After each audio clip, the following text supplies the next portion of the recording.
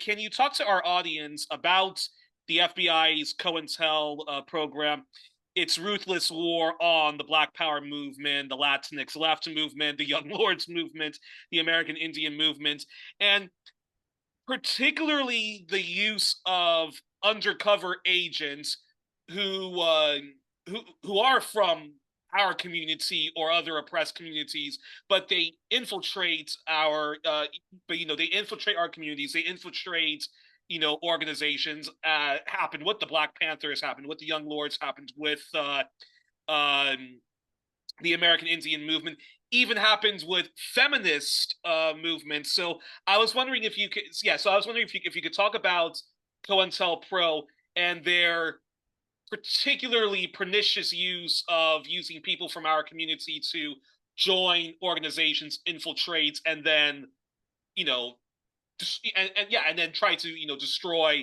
people power movements from within. I'm curious your response to that. Right. Yeah. So, I mean, and I'm sure that you have a brilliant audience. So, most of your audience member already know what I'm talking about. So, but I will try to add on to what might not be known. Of course, the FBI's COINTELPRO stands for Counterintelligence Program.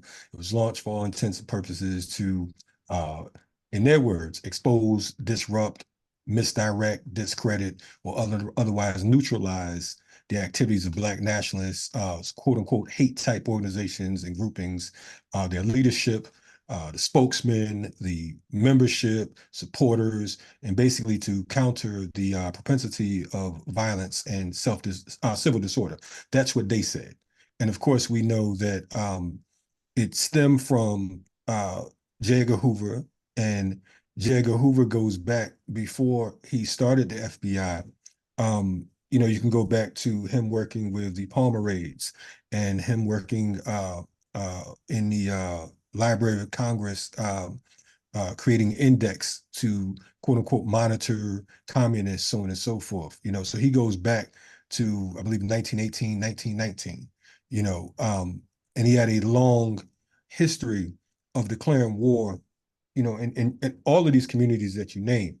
But when you talk about the Black community, any um, quote unquote African or Black person who existed from a Garvey to the Black Panther Party, they all felt the wrath of J. Edgar Hoover's, um, mission. And I think that, of course, folks found out about the COINTELPRO files on March 8th, 1971, when a group known as the Citizens Commission to investigate the FBI broke in to an FBI office in Media, Pennsylvania. And they pretty much liberate thousands of files that outlined and documented the vast illegal operation known as COINTELPRO.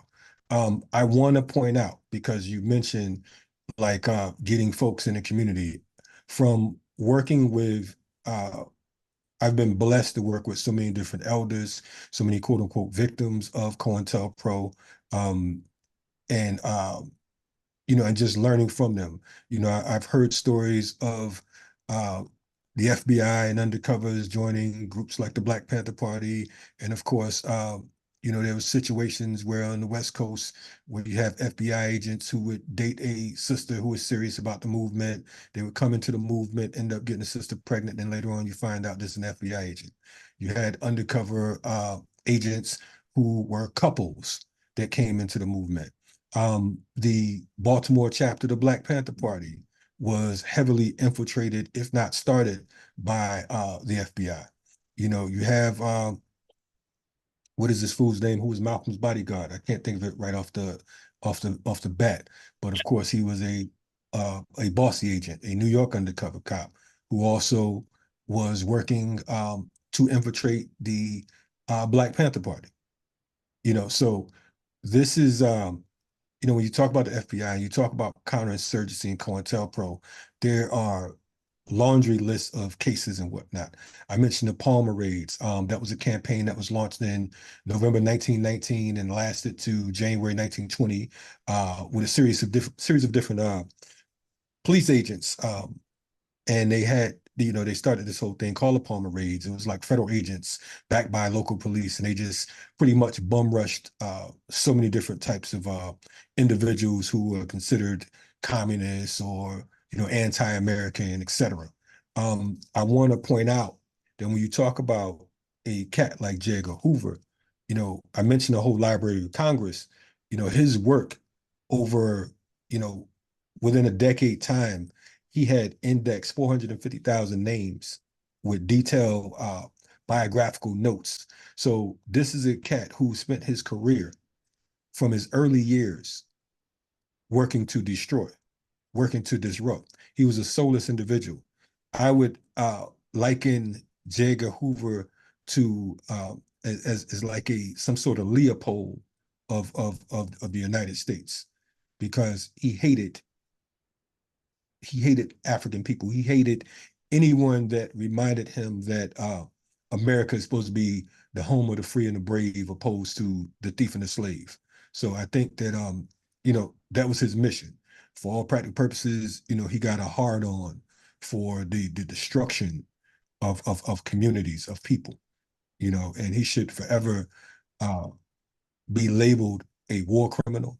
He should forever be labeled a terrorist, and anyone that upholds that name should be looked at as aiding and abetting uh, uh, terrorism, because that's exactly what he is. So may he rest in peace, I say, uh, for all those who suffered from his devious behavior.